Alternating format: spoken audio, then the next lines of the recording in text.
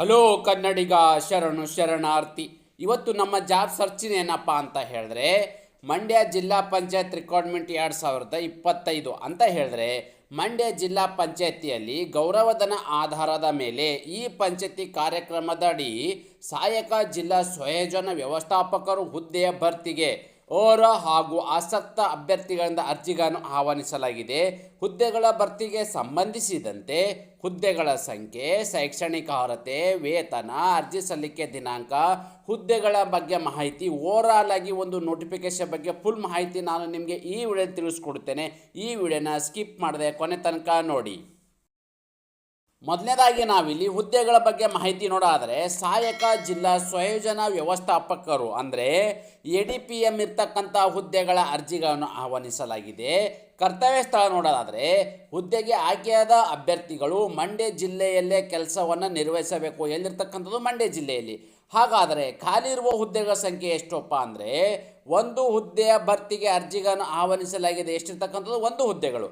ಹಾಗಾದರೆ ಈ ಒಂದು ಅಪ್ಲಿಕೇಶನ್ ಹಾಕು ಬಯಸುವ ಅಭ್ಯರ್ಥಿಗಳು ಯಾವೆಲ್ಲ ಒಂದು ಶೈಕ್ಷಣಿಕ ಅರ್ಹತೆಯನ್ನು ಹೊಂದಿರಬೇಕು ಅಂತ ನಾವಿಲ್ಲಿ ನೋಡೋದಾದರೆ, BE computer, electronics and communication, information and science ಮತ್ತು ಆರ್ಟಿಫಿಷಿಯಲ್ ಮತ್ತು ಇಂಟೆಲಿಜೆನ್ಸ್ ಇರ್ತಕ್ಕಂಥದ್ದು, MCA ಮತ್ತು BCA ಆಗಿರ್ತಕ್ಕಂಥ, ಅಂದರೆ ಈ ಥರದ ಒಂದು ಶೈಕ್ಷಣಿಕ ಅರ್ಹತೆಯನ್ನು ಹೊಂದಿರತಕ್ಕಂಥ ಅಭ್ಯರ್ಥಿಗಳು ಈ ಹುದ್ದೆಗೆ ಅರ್ಜಿ ಸಲ್ಲಿಸೋಕ್ಕೆ ಅರ್ಹರಾಗಿರುತ್ತಾರೆ.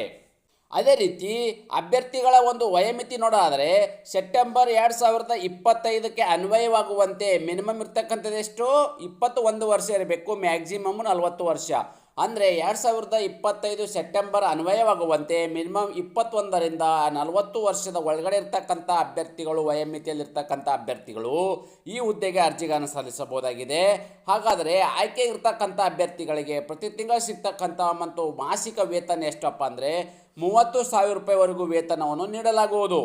ಅನುಭವ ಅಂದರೆ ಈ ಅಪ್ಲಿಕೇಶನ್ ಹಾಕುವಂಥ ಅಭ್ಯರ್ಥಿಗಳಿಗೆ ಅನುಭವ ಕೂಡ ನಾವು ಇಲ್ಲಿ ಮಾಹಿತಿ ನೋಡಿದ್ರೆ, ಸಂಬಂಧಪಟ್ಟ ಕ್ಷೇತ್ರದಲ್ಲಿ ಕನಿಷ್ಠ 1 ವರ್ಷಗಳ ಕಾಲ ಅನುಭವವನ್ನು ಹೊಂದಿರಬೇಕು. ನೋಡಿ, ಏನು ಹುದ್ದೆ ಇದೆ ಆ ಹುದ್ದೆಗೆ ಅನುಗುಣವಾಗಿ ನಿಮಗೆ ಮಿನಿಮಮ್ 1 ವರ್ಷಗಳ ಕಾಲ ವರ್ಕ್ ಎಕ್ಸ್ಪೀರಿಯನ್ಸನ್ನು ಹೊಂದಿರತಕ್ಕಂಥ ಅಭ್ಯರ್ಥಿಯು ಅರ್ಜಿ ಸಲ್ಲಿಸಬಹುದಾಗಿದೆ. ಅದೇ ರೀತಿ ಆಯ್ಕೆ ವಿಧಾನ ಹೇಗೆ ಮಾಡ್ತಾರಪ್ಪ ಅಂದರೆ, ಮೊದಲನೇದಾಗಿ ಒಂದು ಇಲ್ಲಿ ಸಂದರ್ಶನ ನಡೆಸಲಾಗುವುದು. ಆ ಸಂದರ್ಶನದಲ್ಲಿ ಕ್ವಾಲಿಫೈ ಆಗಿರ್ತಕ್ಕಂಥ ಅಭ್ಯರ್ಥಿಗಳನ್ನ ಮೂಲ ದಾಖಲೆ ಪರಿಶೀಲನೆ, ಅಂದರೆ ನಿಮಗೆ ಇಲ್ಲಿ ಯಾವುದೇ ರೀತಿಯ ಎಕ್ಸಾಮನ್ನು ಇರುವುದಿಲ್ಲ.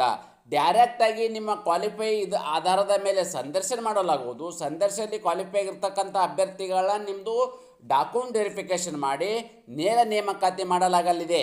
ಅದೇ ರೀತಿ ಅರ್ಜಿ ಸಲ್ಲಿಕೆ ವಿಧಾನ ಹೇಗೆಪ್ಪ ಅಂದರೆ, ಅಭ್ಯರ್ಥಿ ಹುದ್ದೆಗೆ ಆನ್ಲೈನ್ ಮೂಲಕವೇ ಅರ್ಜಿಗಳನ್ನು ಸಲ್ಲಿಸಬೇಕು. ಈ ಆನ್ಲೈನ್ ಮೂಲಕ ಅರ್ಜಿ ಸಲ್ಲಿಸಬೇಕಾದರೆ ಅಪ್ಲಿಕೇಶನ್ ವೆಬ್ಸೈಟ್ ಇದೆ, ಅಫಿಷಿಯಲ್ ವೆಬ್ಸೈಟು. ಆ ಒಂದು ವೆಬ್ಸೈಟು ನನ್ನ ಟೆಲಿಗ್ರಾಮು ಮತ್ತು ವಾಟ್ಸಪ್ಪಲ್ಲಿ ಕೂಡ ಕೊಟ್ಟಿರುತ್ತೇನೆ. ಅದರ ಮೇಲೆ ಕ್ಲಿಕ್ ಮಾಡೋ ಮೂಲಕ ನೇರವಾಗಿ ತಮ್ಮ ಅರ್ಜಿಗಳನ್ನು ಸಲ್ಲಿಸಬಹುದಾಗಿದೆ. ಅರ್ಜಿಯ ಶುಲ್ಕ ಬಗ್ಗೆ ಮಾಹಿತಿ ನೋಡೋದಾದರೆ, ಯಾವುದೇ ಅರ್ಜಿ ಶುಲ್ಕ ಇರುವುದಿಲ್ಲ. ಯಾವುದೇ ಕೆಟಗರಿ ಸಂಬಂಧಪಟ್ಟ ಅಭ್ಯರ್ಥಿಗಳಿಗೆ ಅರ್ಜಿ ಶುಲ್ಕದಿಂದ ವಿನಾಯಿತಿಯನ್ನು ನೀಡಲಾಗಿದೆ.